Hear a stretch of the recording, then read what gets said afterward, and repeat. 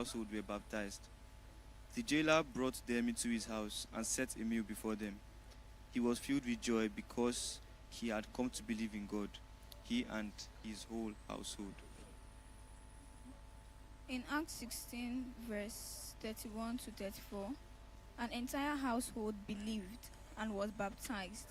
Like Paul, What are? what are everyday opportunities, meals, conversations, acts of hospitality can turn your home into a mission? Like Paul, what are the everyday opportunities, meals, conversations, acts of hospitality that can turn your home into a mission outpost? So, what are opportunities that we can do every day that can turn our home into a mission outpost? So growing up, my grandfather, his house was like, um, what do you call these places where they? He was a chief, but his house was almost like where the king's court, where they'll be bringing matters every time. He was just one of the chiefs. So every time I went to his living room, there were people there. He was settling cases. Every time, people always come to him because they believed he was wise. He was wise, very wise. And he was honest. So he said, anything he tells me, I will do it because he's a good person. So you find people gathering in my compound, gathering around, and they get to hear him speak. They get to hear him advise, and they listen. He was a Christian too, so and he would sometimes chip in Jesus to them, tell them to go to church. If they are fetish people, they should stop that and all of that. So whenever you have the opportunity to gather people, whenever you have a voice and people listen to you, do not abuse it. Use it and teach Jesus to people. And let your lifestyle be the same as what you are saying. Because that's a very big problem. You cannot be, people are not fools. People are not, people are wise. They can see, they can perceive things. So you're only deceiving yourself. Whatever you say, do. There's this one my mom used to do when she was still alive. We'll be watching a movie, and then something will come up, and then she will turn the whole thing into a sermon. And like it will be frustrating because you want to finish the film that you are watching, but that is an everyday opportunity where you can like educate someone, you can teach the person, you can preach, you can do that. Like it's just a film, but there's a message inside, and she will take it out and preach. So that is an everyday opportunity in a family where you can do that. That's one. You can also take advantage of your birthdays. You gather people, you can get somebody that can share the word. People come to your house, maybe you just bought yourself one large screen TV, and people come to watch Premiership. Halftime, they are already in your house. I mean, you are using my light. You are drinking my drink, you are using my AC. Why can't I speak my word of God to you? So we can take advantage of that too.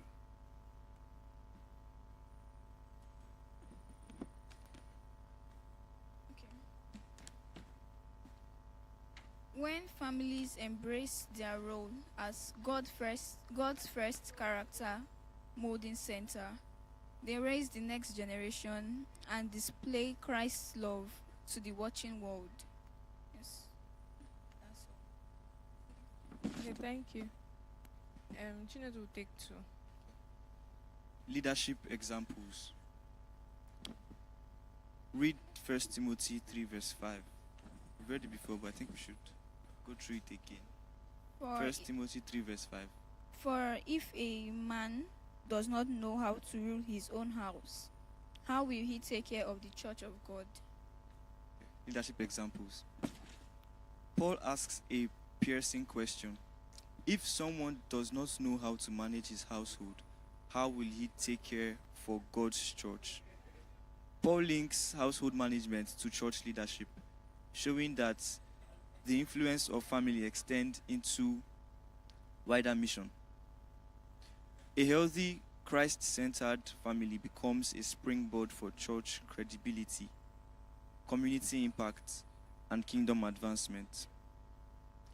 Leadership credibility begins in the family, and true leadership reflects Christ's servant hearts, both in private and public. Neglecting family for ministry can undermine the integrity of mission. Neglecting family for ministry can undermine the integrity of mission. That line cannot be overemphasized. Here people say, I'm working for God, and their children will suffer. Their wives will suffer. They don't pay attention to anything. And if you watch the kind of children that they have, their children are very rebellious. Because first of all, they are angry at their father and indirectly at God. Say, if you say God is our father, look at the other father that we have. He's negligent, he doesn't care, everything is spiritual. You're trying to have a conversation with him and you cannot. He will judge you on the first instant. So it is disturbing, because even up till now, it still happens. They reverence the church building and not even God himself more than, or the ministry they have more than their families. They forget that their families in the first mission field, the first ministry that they have.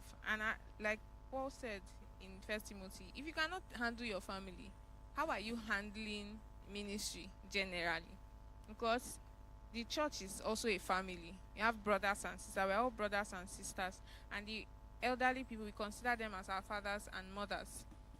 So if at home you are disrespectful, or you are absent, you are nonchalant, when you come to church, it's the same attitude you are carrying. It's like people who say, when they meet someone, say he treats other people anyhow, but he takes care of me. Say lie. How he treats people outside, the same way he will come back and treat you. So address what is in your house first. Let your children, the line says, let your children respect you and obey you. Not when you're talking one, they are talking 50. People are watching and listening. When you come to church and tell them to do something, the next thing you hear is your picking, they answer you. And then it's just causing hindrance to God's work.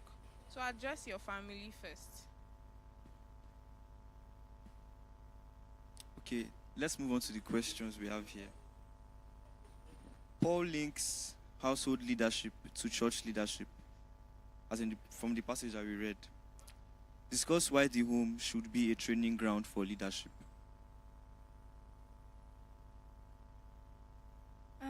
I would say that the home, our family, teaches us how to love people. Because you see, you have siblings, you have parents, both sides. They can annoy you, they can step on your toes, but then you still love these people. You still want to take care of these people. So if you carry that heart and that spirit to church, even though this person annoys you today, you will still have love for this person. You will still care for this person. You won't carry it on your head. You will carry it in your heart. So I think it teaches us how to also love people as leaders. Yes. There's also the number aspect. If you can't control a small amount of people that you live intimately with, how would you want to control a large amount of people? So that is why it's a perfect training ground. If you can control a limited small amount of people, then you can grow into controlling a large crowd of people. So there's also the number aspect of it. It's also a training ground, because especially for when it comes to growing up to be a man and then eventually husband and father, and growing up to be a woman and then a wife and a mother. Most of the time you find men who beat their wives, they learn it from home. Most of the time they've seen their father doing it, and they believe that that's how he shows love to my mom. So they carry it out. Now, if you, because the first man a girl gets to know is the father. So most of the time you find them tending towards the father figure they have at home. The first person a boy gets to know is the mother. So they tend towards that kind of person outside. So it's a perfect training ground for both growth and leadership. If you can lead in your, I mean, in most homes, they normally use the eldest child as, let me not say scapegoat. Scapegoat. Experiment. Experiment. Scapegoat. So whether they do it right or do it wrong, you are the first test. So so they use you to practice, and then when they, at times, some first child can show you scars that they got, but the others can't show you scars because the parents already know that this way of training a child is wrong. So the home is a perfect place, and that's why if you have dysfunctional homes, you have dysfunctional society. And unfortunately for us, we have men who are leading the nation who comes from dysfunctional background. So I don't know how we think the nation will now be better off.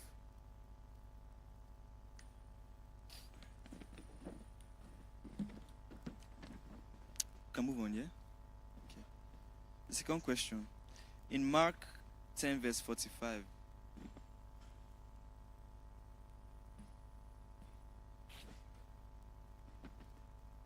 Mark 10, verse 45. For even the Son of Man did not come to be served, but to serve, and to give his life a ransom for many. Jesus heals blind Bartimaeus. Thank you. Jesus modeled leadership as service. How can you practice Jesus' model?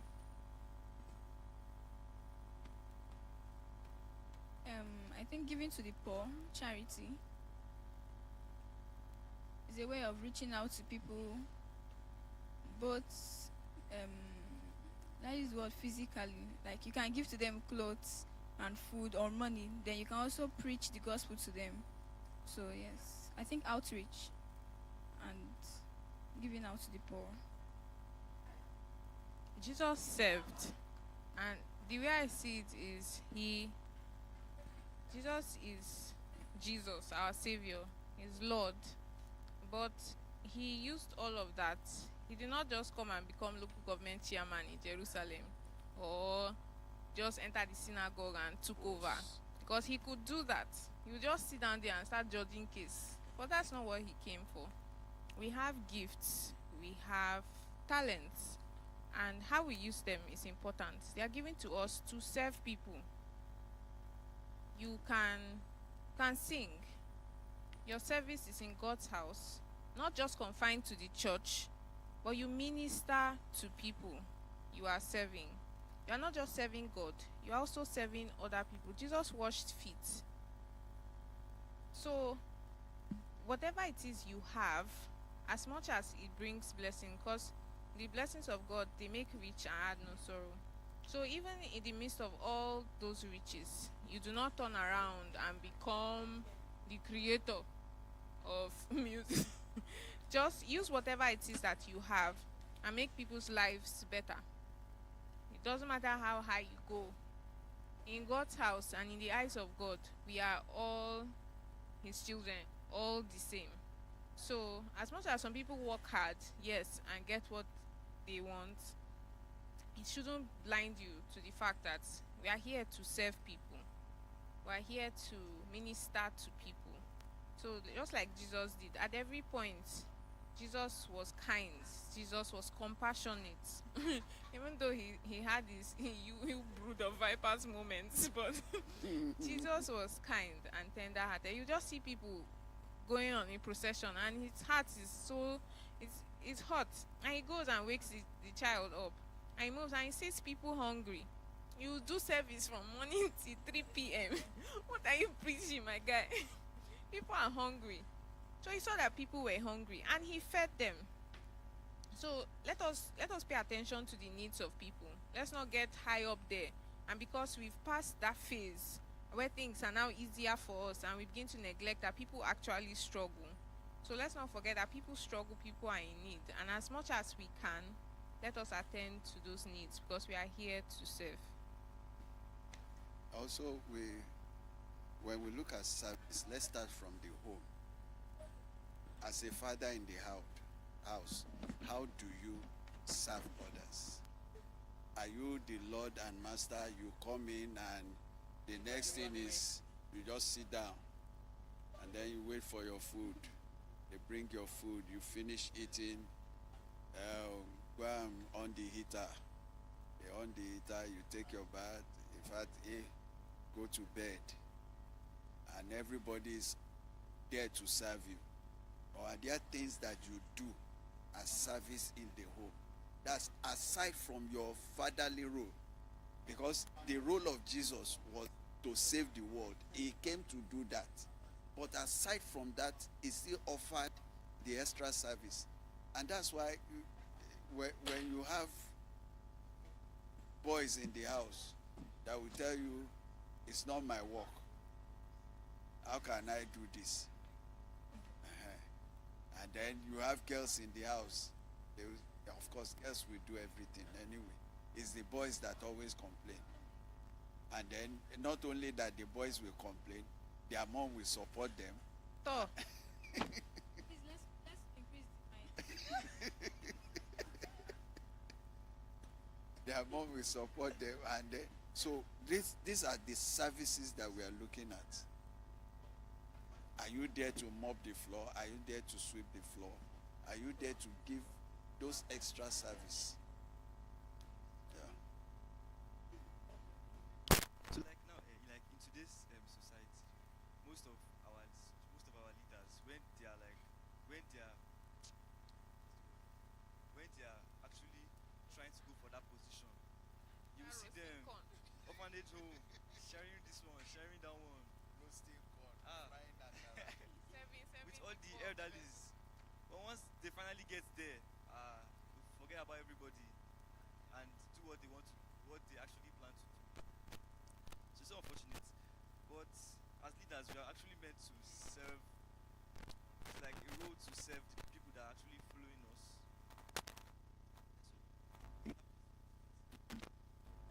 So yeah, let's move on to the third question.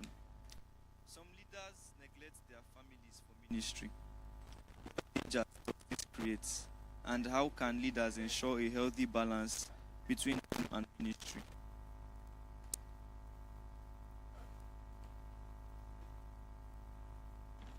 first, they will raise children who do not love God, or who at least will pretend to love God till they move away from their homes. And then for some ministries that are passed down to children, it stops at them. Their children will never, except they come to a place where they surrender to Jesus finally. But some carry this anger and hurt for so long, and they cannot continue in that line of ministers. So automatically they are cut off from that line, and it's a very dangerous thing. Some people have issues in the ministry itself because people will not listen to you. They begin to struggle, and then they carry that resentment back to their homes and say, "Are you the only children I have? Blah blah blah blah blah blah blah." Pay attention to what is important first. Your immediate responsibility is your family. Like I used to tell people, when you decide to get married to somebody, you have decided that this person, just as much as you are your own responsibility, this person is as much your responsibility. What you will not do to yourself, you will not do to this person. And when you now decide to add children to the equation, bro, that is your final of them all. That family is your immediate responsibility. So if you're left to choose between them and ministry, you are choosing them first. Make sure they are okay and they are doing well. They did not beg you to come to this place. You say, "I want children, I want to marry a wife." You brought them, so you take care of them. And a home that is well taken care of, they support their father or their mother in ministry, and it goes well. You don't have all this unnecessary talk back at home. You can go home and actually share your burden, pray together. Imagine going to a house where nobody likes you. Who want to follow you and pray? Even your prayer is like noise to them. You'll be calling a hypocrite and all of that. You have no peace. So when your home is settled, there are plenty things that are settled, because things that you cannot even, before you think about doing them, they've done it for you. And they are sending a good message out to be, when people see your family, they see your children, they see how you are with your family and children. It's a message on its own. You hear people say, I want my family to be like yours, I want my children to be like your children. It's already a message that you are passing. So pay attention to the little things, because we call them smaller things. Pay attention to the little things, and every other thing will fall in place.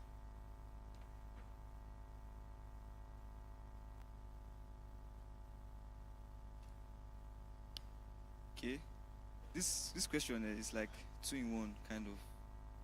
Yeah. So I know she somehow answered the second one. I don't know if you can make the second one clear. That is, how can leaders ensure a healthy balance between home and ministry?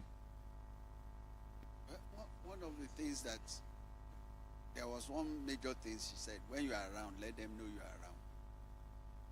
There are some ministry, especially if you have, let me use that word, startup ministry. There's that demand upon, if you are a newly wedded person and you just start ministry, there's that demand on you. You want the ministry to grow, and then you want to balance your family. So the best thing you can do is, whenever you are available, let them know you are available. And when you go for ministry, don't die in the ministry. Don't go 1 year in the mountain fasting, and then you leave the entire family. Balance it. That's the word there. Balance it. Devote your time. That's spread yourself in a way that none is lacking. So that's the best thing that we can. Like when I was in seminary, all these ones were already here before I was here. Those people that Jesus called at the last hour, when he was about to pay them off, he called at that hour. So what did we do? Every time I come back, I only come back weekends for 4 years, except when we are on holidays. I only come back weekends. And when I'm back at weekends, we try as much as possible. It's not much of a time, but we are there for it. And then Monday, I'm gone. At times, Sunday, I have to go back. So if you are there, let them know you are there. It's not that as I come back on Friday now, and I say, I have a night vigil, then I go night vigil. And then Saturday, I'm going for evangelism. Then I go. Then Sunday, and after, I'm going back. So that's one of the things. And then also, you can also family along in ministry. That's one of the things that people fail to see. That if somebody experiences what you are really going through, they are able to sympathize with you because they've experienced it. They've seen the demand. Bring them to you. Let them see what. Let them see, like one. She saw how I was clean. You know, let them see what you actually go through, so that they can understand. When you say I'm busy, they will not say, but you are a pastor. How can you be busy?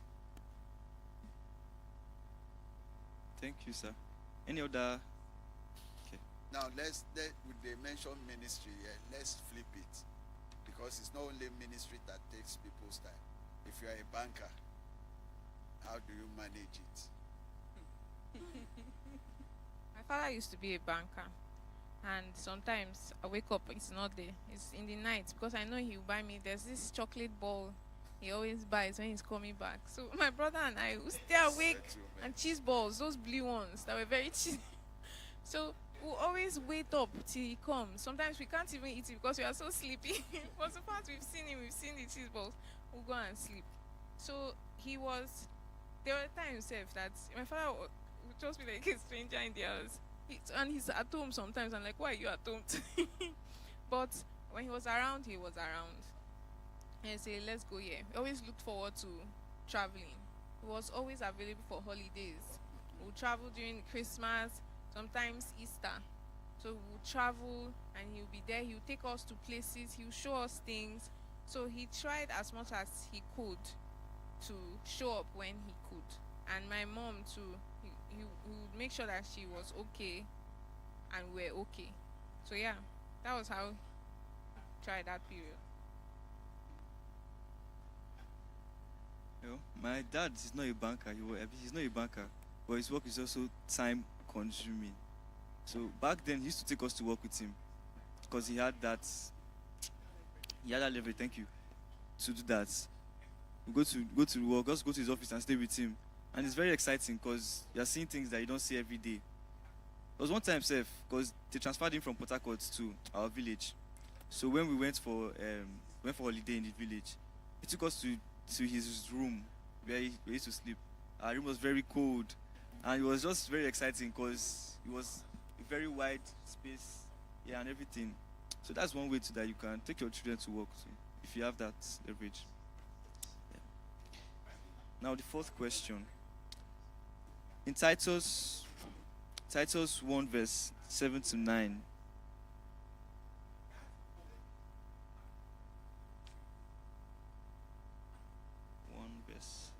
Titus 1 verse 7. For a bishop must be blameless, as a steward of God, not self-willed, not quick-tempered, not given to wine, not violent, not greedy for money, but hospitable, a lover of what is good, sober-minded, just, holy, self-controlled, holding fast the faithful word as he has been taught, that he may be able by sound doctrine both to exhort and convict those who contradict. Thank you.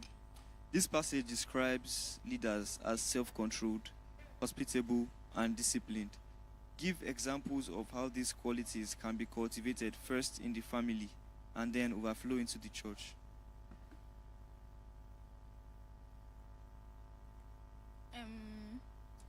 One thing I would say is anger. At times we go out and we are faced with so many annoying things, and then when you come home, any little thing, I beg, leave me alone. You just point the anger on everybody. Everybody must collect what happened outside, though. That's when you're finished venting to every other person in your house. You'll not be like, oh, okay, I'm calm. Okay, everybody can breathe now. You can breathe well. So I think that comes in with self-control. And also when we are leaders, just because you're angry doesn't give you a right to misbehave and be rude. Even when people are just trying to care or just to say something little, oh, you're angry at me, you just spark at people. So I think that's one thing with self-control. Should be able to control our emotions. Yes. When you are raising a child, I have younger siblings. Sometimes there's something they used to do one time. They will do something that is not good and they'll come and tell you sorry. And I'm like, why are you telling me sorry? You could have just avoided this thing. You're saying, and when you're still upset, say I've said sorry now. And I'm trying to explain that because you say sorry doesn't mean the person will not feel hurt. Or because you can say sorry, you will do something that is hurtful. So when you're training a child, train children properly. You go outside, and in school I met people and I was in awe, because if you do this in my house, the turner that will follow you, you will not believe it. So when a child does something, do not be one of those who say, leave him now, he's just a child. I don't like to hear, he's just a child. You're talking to a 19-year-old, you're talking to a 20-year-old. When I was 19, you cannot move careless. Thank you. You are an adult, but when it comes to claiming rights to things like I want to drive, I want to go out, you claim that you're an adult.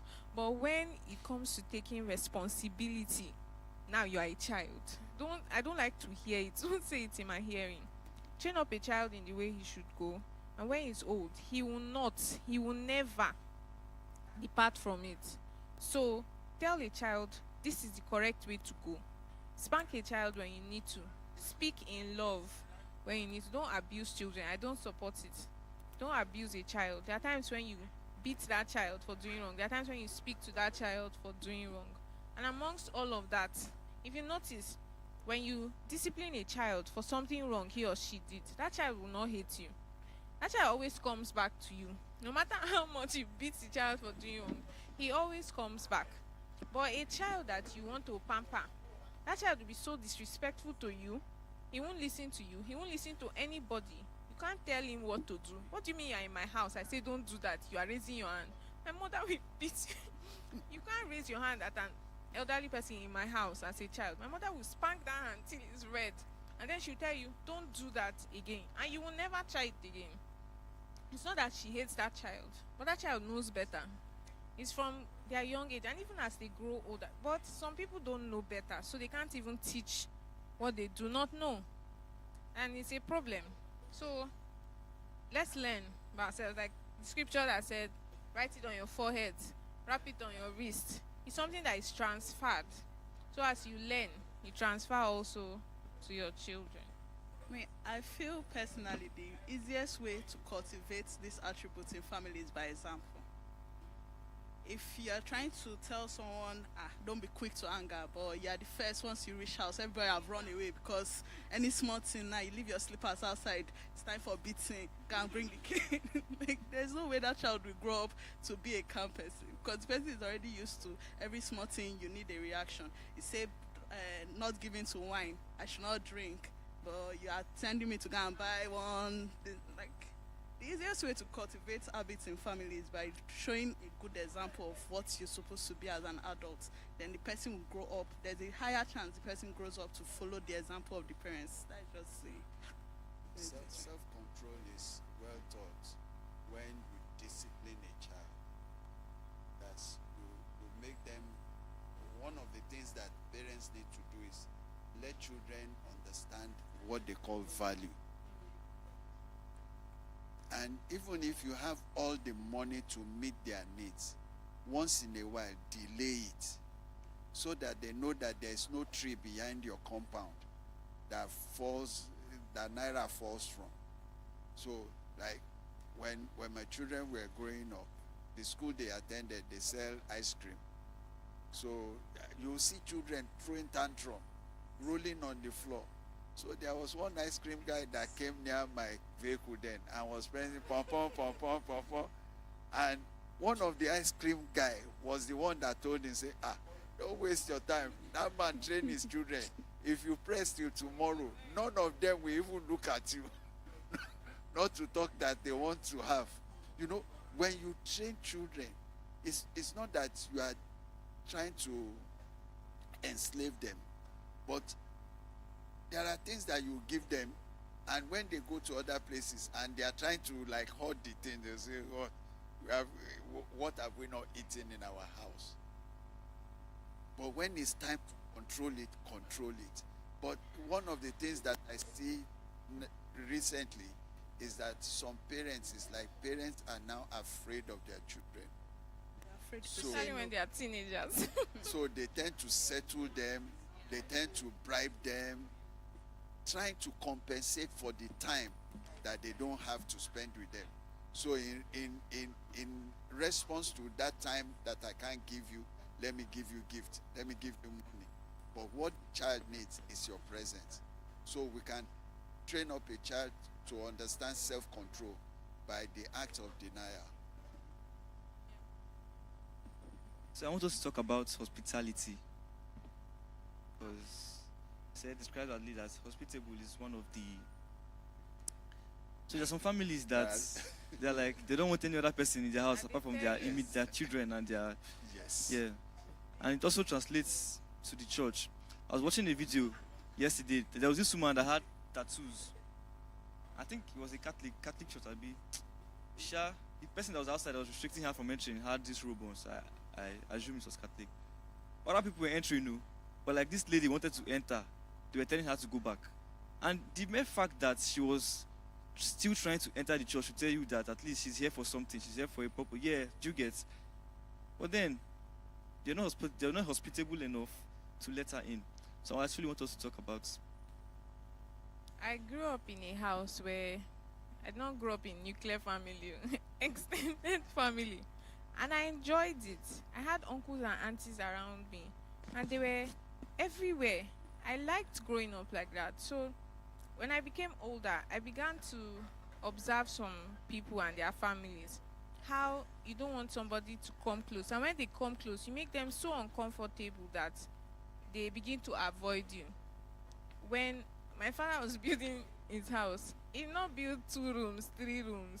Even the plenty rooms he built, there was a time where even in the living room you be seeing human beings, and we didn't mind. So I saw that growing up. And me, I cannot say I want to build a house now and I'll go and build 3-bedroom flat for who and who don't live inside. It will be big. There has to be plenty rooms because I like to see my family around me. I have plenty siblings, okay, but when I'm with my cousins, the noise that we make, we are just everywhere, and it makes my heart very warm. I don't have a lot of people that make me feel so warm. So when I'm with my family and I'm comfortable, it makes me happy. So I don't see why. And not just my family. Whenever I'm close to somebody and that person makes me feel at peace, I like to have that person around. Let not be that because I don't have extra room in my house, or because there's somebody in my house that would chase them away. My parents were never like that. They were, bring your friends to the house, let them come to the house. You hear people asking you, will they pursue me when I come? They say, are you a thief? Why will they pursue you? So you will come to my house. My parents knew all my friends in school. I didn't have plenty. And they will come, they will go. They even became close. My mom is she will, well, so fast you don't show some kind of nonsense character, but she will clear you once. And then they will come, she'll be close, she'll feed them, give them drink. Like, let everybody be comfortable. And if it, as I've learned this thing now, I don't see myself not doing it. Even in school, I cannot cook, and I know that I have roommates. Even if it's a small one, let's share it. This is everything that is there. Not that I'll cook and hide it and eat. Am I a thief? So it's something you can teach people. And like she said, let them see you do it.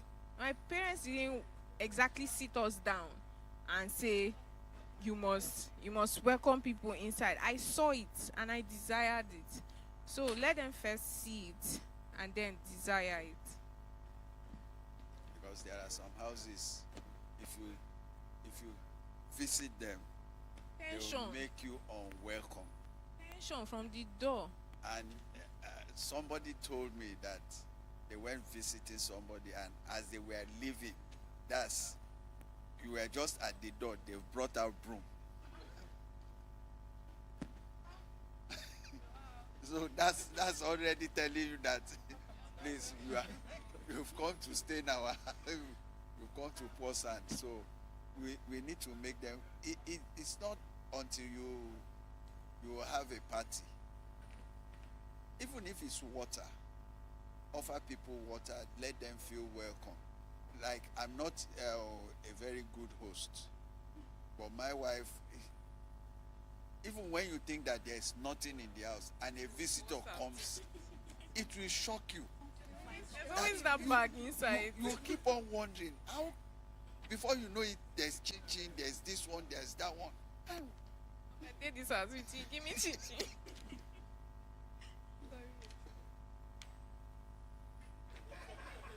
Okay. When families serve faithfully at home and open their lives to others, they serve as examples in God's house.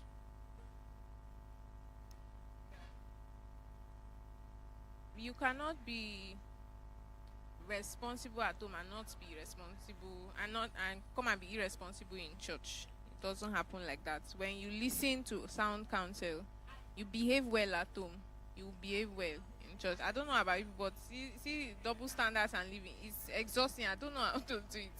I used to tell people, with the way they dress, I cannot wear something that if I have to come to church immediately from where I am, I will start looking for where to change.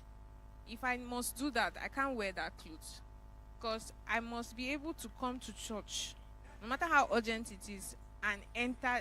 Somebody can see me entering church, and what I'm wearing is decent. So if I cannot wear this into church, I'm not wearing it outside. So it's the same way. If I cannot behave like this in church, I shouldn't behave like this outside. If I cannot behave like this at home, you see this in school a lot. Those that wear trousers outside, when they are going home, they are changing to long gowns and skirts. I can't do that. Sometimes you don't blame them, because some parents are, for lack of another word, impossible. Some parents are a lot to handle, and the children are trying and trying to be better, but the pressure is too much, and some of them break. So when you meet people like that, don't be quick to judge them. Just encourage them and talk to them. So let's avoid all these double standards. Whatever it is you do at home, make sure it's who you are outside. Some people have different names outside. That's the worst for me. I don't know. I'm calling you Precious outside, and you're out here, Uchechi. Guy, what is the problem? Well, that one is still good. What is the problem? I mean, Precious Ogechi. When you have names like Perero, and your name in the house is Peter. What's the problem? So let's stop having double That one was standards. actually a true life story. The parents came to visit the boy in the hostel, and they were saying they were looking for Peter. And people were saying there's no Peter here. One person know So- your real name. They don't know his real name. So they now describe him. They say, that's Perero now. You have no words. Ew. So I think we can conclude now. Yes, ma'am. Family and leadership are not separate from the mission. Strong families lead to strong churches, very true. And strong churches advance God's mission in the world. Division in the family will also cause division in church, whether we admit it or not, or whether we can see it yet or not. So let's be careful. Paul's question still confronts us today. If you cannot lead your household, how will you lead in God's church? The call is clear. Let our families and leadership become platforms for discipleship, authenticity, and mission. So there are practical steps we should take. Say, start with family worship. Build time of prayer, scripture, and worship at home. Morning devotion is where we have that. In my house, at some point, we rotate it. Today you're teaching, tomorrow the next person is teaching, today you're leading worship, today you're praying. So everybody in your house should know how to pray, how to teach God's word, at least on a very, very basic level. How to raise and lead people in worship. Your voice doesn't have to be like Sinach, but worship and authenticity of worship. There's a Bible reference, Deuteronomy 6:6-7. You can read that later. And then number 2, lead by serving. Practice Christ-like servant leadership at home and in ministry. Like Pastor was saying, don't be a god in your house. Because I hear of people when they say when their father comes home, they are running. You cannot stay in the living room. I cannot relate. I will sit down, welcome him. If I'm seeing a movie, I will welcome him. If I have to carry his bag, drop it and come back. And because you cannot be watching rubbish in my house. You cannot be listening to rubbish music in my house. So be gentle, be soft. Let your children see you as a man. Help your wife, so that they don't grow up and become what they call them now, alpha males. Yeah, they don't grow up and then begin to true, that was just for another day. But let them see you help at home. Let them see you sweep. Let them see you my father can sweep. I don't like to sweep. Is he sweeping? Count me out. Anytime make me to bend my head, I don't like it. But my father can sweep. If it's one thing that you know how to do as a man or as a father, a husband, do that one well. Many people don't say my daddy can do it. I have a friend, my daddy makes the best pancakes. I cannot relate. My father cannot cook. What? At least you get the one way they do. So let them see something and let them be able to talk about it outside. My father can do